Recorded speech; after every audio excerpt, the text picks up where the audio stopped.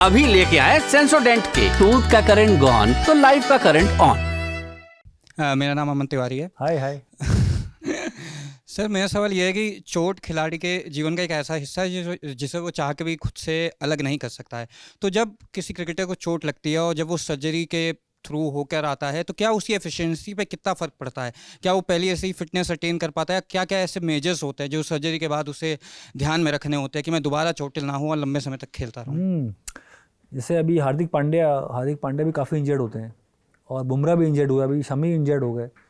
तो बड़ा अच्छा सवाल किया आपने ये क्योंकि मुझे बहुत इंजरी हुई है, मतलब ऐसे मेजर इंजरी नहीं जो फास्ट बॉलर्स को होती है कि ये बैक की इंजरी हो गई जिसमें आप ना 6-6 महीने बाहर रहते हो, वैसे इतनी बड़ी इंजरी नहीं हुई। पर वो रिहैब का बहुत बड़ा रोल होता है। रिहैब अगर आपका अच्छा नहीं होगा तो फिर आप खेल नहीं पाओगे, आप जल्दी फिट नहीं हो पाओगे, बहुत टाइम लगता है। तो मेरा मानना, मेरा खुद का तजुर्बा है कि मान लो मैं सर्जरी के बाद आ रहा हूँ तो मुझे किसी ने बोला भाई 1 राउंड भागो शुरुआत में, तो मैं 1 राउंड भागूंगा, ठीक है। सेकेंड डे मैं नहीं भागूंगा, आराम करूंगा, क्योंकि इतना शुरुआत ना बहुत धीमा करना चाहिए, बहुत स्लो, बिल्कुल आप ना बॉटम से करो।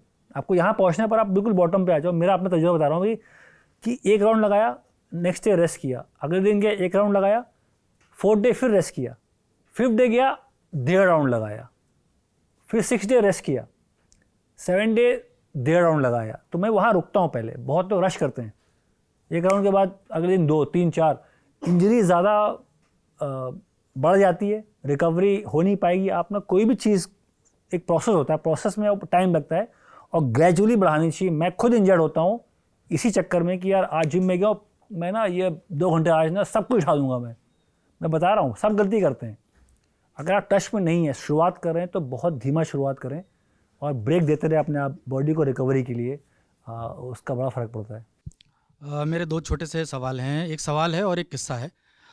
मैं इंदौर में पढ़ता था और मेरा एक दोस्त था इलाहाबाद के पास एक रीवा रोड में एक जगह है जारी बाज़ार, तो उसका नाम राजेश कुरील था और वो टी शर्ट की कॉलर खड़ी करके चलता था और अजरुद्दीन और मोहम्मद कैफ का फ़ैन था। हाँ, कॉलर तो खड़ा किया मैंने, तो जानबूझ से करता था, सही बात है। तो एक दिन उसको पता चला कि पास के डेली कॉलेज में मैच चल रहा है रणजी का, शायद सेंट्रल जोन का मैच था, रेलवे और यूपी का। तो हम दोनों देखने पहुंचे और आखिरी ओवर था, 5 रन चाहिए थे और वो टीम 3 रन ही बना पाई और 1 रन से आपकी टीम जीत गई। और आप कप्तानी कर रहे थे और बिल्कुल पास में फील्डिंग कर रहे थे। उस दिन मैंने देखा कि कप्तान मोहम्मद कैफ कैसा है जो है। तो कप्तानी करने में कितना मज़ा आता है आपको जो है। और आपके नेतृत्व में हमने अंडर-19 वर्ल्ड कप जीता था। जी सर, अपने मुँह तारीफ नहीं करना चाहिए, पर जितनी भी ट्रॉफी है इंडिया में, अंडर-16 विजय मर्चेंट यूपी को जिताया, कैप्टन था मैं।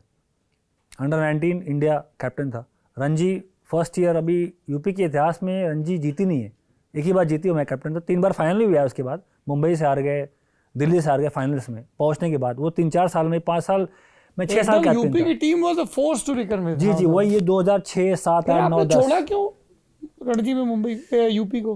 आंध्रा गए, कुछ हो गई थी, बातें हो गई थी बीच में, थोड़ा जाना पड़ा मुझे छोड़ के। आप बता दीजिए, नहीं तो हम बताएंगे। नहीं, फिर वो नए लोग आने लगे। 2012 तक तो मैं थोड़ा खुल के बता दीजिए, थोड़ा दर्शकों को पता तो चले कि क्या नेतागिरी हुई थी। 2000 नेतागिरी होती है, आपको नेतागिरी होती है। क्या हुआ आप था? देखिए 2006 मोहम्मद कैफ को अपने होम टीम उत्तर प्रदेश की रणजी टीम को क्यों छोड़ना पड़ा? क्योंकि 2006 तक लास्ट में खेला इंडिया के लिए, फिर 6 साल मैंने कप्तानी करी यूपी की, 4 साल फाइनल में आया, 6 साल में 4 बार फाइनल में आए, 1 बार जीते, 2-3 बार हार गए। फिर 2 साल हम खराब खेले, ये लास्ट का 2 साल था। उसमें फिर ये हुआ कि बदलाव करो, बहुत से और इंडिया प्लेयर, रैना इंडिया खेल के आ रहा है, उसको ट्राई करो, पीयूष चावला है, बहुत से और दावेदार खड़े हो गए। तो जो कोचेस थे बाहर के, ऐसे वेंकटेश प्रसाद आए थे, वो उनको बड़ा शौक था कि जो करंट इंडियन प्लेयर है उसको ही कप्तानी करनी चाहिए, चाहे कप्तानी का ABC ना पता हो, उनको ना मालूम, इतना आइडिया ना हो। पर वो ऐसा होता है कि आप जल्दी मूव ऑन करना चाहते हो कि यार कैफ का हो गया अभी, even though he has done well, जिताया है, फाइनल पे लेके आया, इसके अंडर में प्लेयर निकले हैं, पर नए को देखते हैं। उसका और बहुत भी कारण होते हैं। तो फिर उन्हें रैना को बैक किया, चावला आए, रैना बिजी हो गया, चावला ने करा, RP सिंह आए, सबको ट्राई कर लिया, बहुत लोग कप्तान बने, पर हम जीत नहीं पाए। और वेंकटेश प्रसाद आए थे, उन्होंने कहा था कि 3 साल में हम यूपी बदल देंगे, जिता के मानेंगे। कुछ नहीं हुआ, बाहर चले गए। इसीलिए मैं बोलता हूँ ना, 3 साल में कभी नहीं बोलता हूँ। मैं जब भी मैं छत्तीसगढ़ गया, छत्तीसगढ़ में कैप्टन था, मैंने उनको ये बोला, बॉस ये आपका रणजी का पहला मैच है। मतलब उनको ना वो उनको क्या बोलते हैं उसको, एक एफिलिएशन नहीं मिली थी तब तक जब तक मैं नहीं गया। वो पहला साल था, पहला मैच में मैंने उनको बोला, बॉस 3 साल नहीं मांग रहा हूँ मैं आपसे, मैं इस साल ही आपको रिजल्ट दूंगा। फाइनल नहीं जीता पाऊंगा, भी नए लड़के फाइनल नहीं जीते, पर हाँ अच्छा खेलेंगे। First match against Tripura outright जीते, रांची का मैदान था, मैं कैप्टन था। किसके खिलाफ? त्रिपुरा जो बहुत साल से रणजी खेल रही है, हमारा पहला साल है रणजी, पहला मैच है वो। और इतिहास में शायद दूसरी बार हुआ था कि जो पहली बार रणजी खेल रही वो आउटराइट जीत गई, ऐसा रिकॉर्ड है।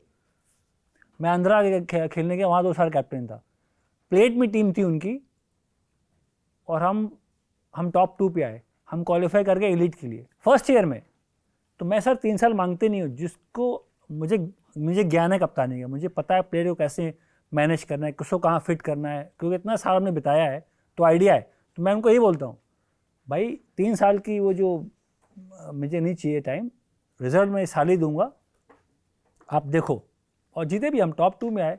तो कप्तानी का था आइडिया, मैंने चैलेंजर में बहुत कप्तानी करी, वो जीते, दिलीप ट्रॉफी जिताया, आप ईरानी ट्रॉफी जीते, आप नाम लो, मतलब ट्रॉफी है घर पे मेरे, हर टूर्नामेंट की, बहुत कप्तानी करी मैंने।